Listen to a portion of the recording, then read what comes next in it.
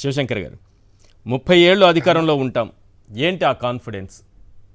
నమస్తే ఈశ్వర్ గారు, మీకు ప్యానెల్లో ఉన్నటువంటి పెద్దలకి. నమస్తే. ఇది కాన్ఫిడెంట్ ఎలా అంటే, నీతి నిజాయితీతో చేసే రాజకీయాలు అనేటువంటిది లాంగ్ టర్మ్ అనేటువంటిది ఉంటుంది. ఏదో బైపాస్ లోనో షార్ట్ కట్ లోనో అబద్ధాలు చెప్పో ఇంకో విధంగా ఉంటే ఒకసారి ఇస్తారు, రెండోసారి పొరపాటున మోసం చేసి ఏదో ఉంటుంది చూడండి. ఒక కథ చిన్నప్పుడు మనం వింటా ఉంటాం.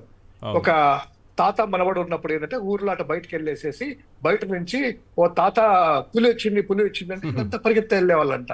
ఆడికి వచ్చిన తర్వాత పులి లేదు ఏం లేదు పోరా అన్నాడు. రెండోసారి మళ్ళీ పులి వచ్చిందంటే నమ్మారు జనాలు, ఆ తాతనే నమ్మేసి రెండోసారి. మూడోసారి ఏమైంది, తాత పులి వచ్చింది, నిజంగా పులి వచ్చింది. అప్పుడు తాత పులి వచ్చిందని చెప్తే వీడు వెళ్ళేటప్పుడు ఏంటంటే ఏం లే పులి కాదులే వాడు నక్కి అబద్ధాలు చెప్తున్నాలే వాడిని ఏం వదిలిపెట్టారు. ఆ పులే ఆ పిల్లోని వాడిని బలికొంటారు. సో ఆ కథలో లాగా ఒకసారి రెండు సార్లు ప్రజల వాళ్ళు కూడా మోసపోతారు. ఇక్కడ ఏదైతే ఇందాక మీరు చూపించినటువంటి వీడియోలో జగన్మోహన్ రెడ్డి గారికి వాటర్ బాటిల్ చెప్పారు కదా, ఆ వాటర్ అనేటువంటిది నిజంగా నిజాయితీ, ఆ యొక్క క్యారెక్టర్ అనేటువంటిది పొలిటికల్ లో ఆ వాటర్ బాటిల్ లాంటిది. కింద పడిన వాటిని మళ్ళీ తీసుకురాలేదు. ఆ క్యారెక్టర్ ఈ రోజు రాజశేఖర రెడ్డి గారికి ఉంది కాబట్టి ప్రతి ఉదాహరణలోనే రాజశేఖర రెడ్డి గారు అనేటువంటిది చెప్పుకుంటా ఉంటాం. జగన్మోహన్ రెడ్డి గారు కూడా అదే. ఇక ఒక ఎగ్జాంపుల్ తీసుకుందాం సార్. రాష్ట్రం విడిపోయిన తర్వాత 2014 ఎలక్షన్స్, 2019, 2024 3 ఎలక్షన్స్ జరిగాయి. 2014లో చంద్రబాబు నాయుడు రుణమాఫీ చేస్తాను బేషరతుగా 80,000 కోట్లు రైతు రుణమాఫీ చేసేస్తానన్నారు, డ్వాక్రా రుణమాఫీ చేసేస్తానన్నారు. ఇలాంటి అలవి కానీ హామీలు ఇచ్చారు. ఇందులో రుణమాఫీ చేస్తానని మీరు కానీ హామీ ఇచ్చుంటే ఆ రోజే అధికారంలోకి వచ్చేవాళ్ళు. చంద్రబాబు నాయుడు గారు ఒక అబద్ధం చెప్పి అది చేయకుండా అధికారంలోకి వచ్చారు. ఒక ఎగ్జాంపుల్ అంటే మీకు ఒక అనుభవం, ఇది ఒక అనుభవం. 2014 అనేది ఒక అనుభవం.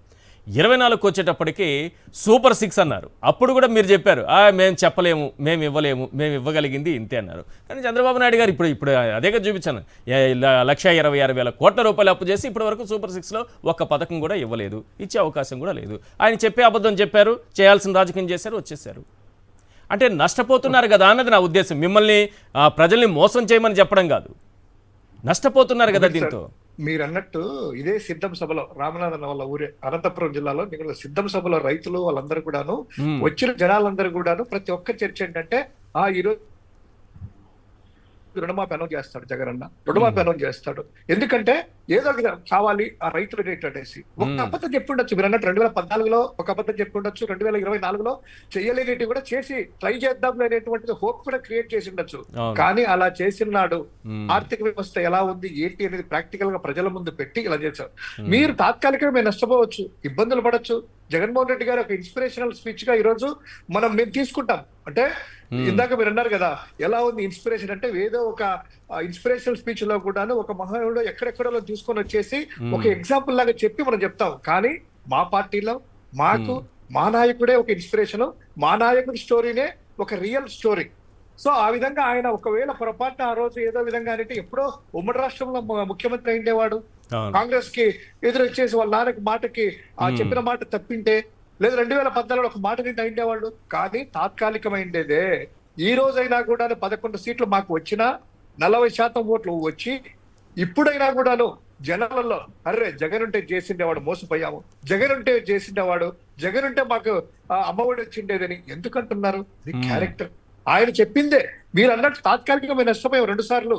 కానీ నష్టపోయినా కూడాను భవిష్యత్తులో తరతరాలుగా చరిత్రలో అనేటువంటి నిలిచిపోతూ ఆ ప్రజలు మోసపోకుండా ప్రజలను కాపాడుకుంటూ మేము కూడాను మోసపోకుండా ఉండడానికే ఆయన ఈ యొక్క చేసినటువంటి ఆ క్రెడిబిలిటీ క్యారెక్టర్. ఒకటి మాత్రం నిజం సార్, మీరు చెప్పినట్టుగా ఒక క్రెడిబిలిటీ అన్నారు కదా, ఒక మేనిఫెస్టోకి ఒక విలువ తీసుకొచ్చారు. అంతకుముందు అంత చర్చ ఉండేది కాదు. ఏదో ఎన్నికల్లో హామీలు ఇస్తుంటారు, మర్చిపోతుంటారు. ఎప్పుడైతే 99% హామీలు నెరవేర్చడం అనేది చూపించారో, మొదటి బడ్జెట్ నుంచే ఇచ్చిన హామీలకు కట్టుబడి, ఆ నవరత్నాలకు కట్టుబడి ప్రతి పథకాన్ని అమలు చేశారు, అర్హులైన ప్రతి ఒక్కరికి ఇచ్చారు. ఇప్పుడు చర్చ మొదలవడం వల్లే 6 నెలల్లోనే చంద్రబాబు నాయుడు గారి ప్రభుత్వం మీద ఒక వ్యతిరేకత రాగలిగింది.